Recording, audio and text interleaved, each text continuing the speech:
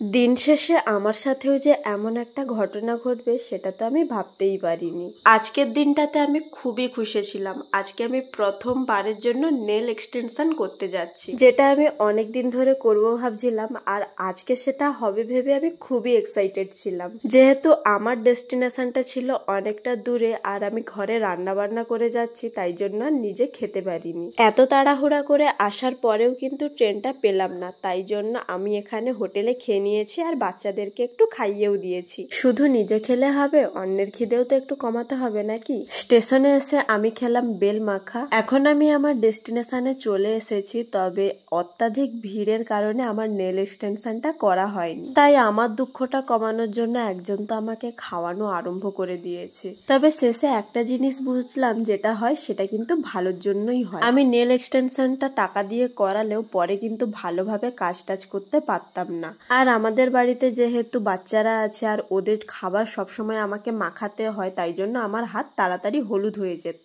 এর ফলে স্বাভাবিকভাবে আমার নখ তো খারাপ হবেই। তো যাই হোক, যেটা হয়েছে ভালো হয়েছে। বাড়িতে এসে এখন আমি খাচ্ছি মাংস আর মুড়ি।